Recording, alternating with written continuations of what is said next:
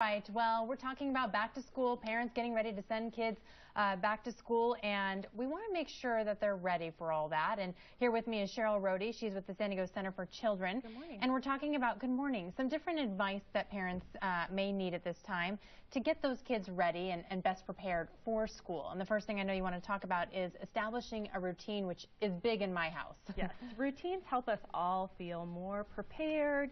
They reduce our stress level. It's good for us as parents and adults, and it's good for our kids too. So as summer starts to transition out and school begins to start, now's the time to do it. Doesn't mean that everything has to be rigid, but start to say, okay, bedtime is going to be about this time, and let's start getting up a little closer to that morning wake-up time. And that will help our kids in that transition.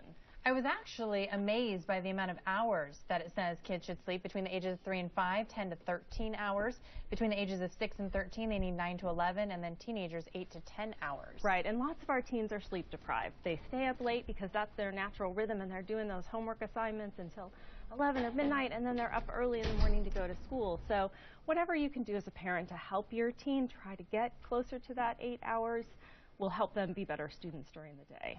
And being a good listener is something else that you advise. Sure. Our natural instinct as a parent is to give advice, right? We want to tell our kids, do it this way, or I did it this way. And we forget that what they really need is for us to be great listeners and to ask questions, to ask their opinion. You know, when they bring a problem to us, well, what do you think you should do? And then when they're ready, we can offer our own suggestions and advice. But try to hold back a little bit at first and do more listening and asking questions.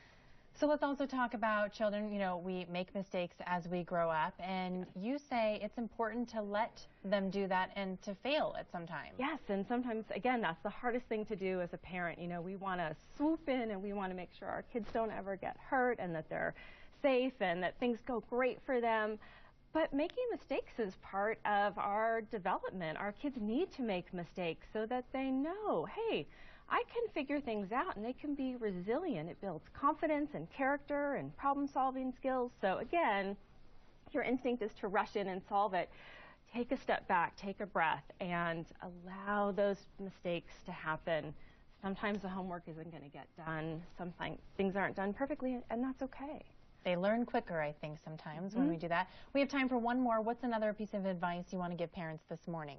I think now's the time to start talking about friendships and relationships and even bullying when things aren't going well at school. Honestly, bullying is a large problem for our kids. It's one of the most stressful things that they experience in their social environment.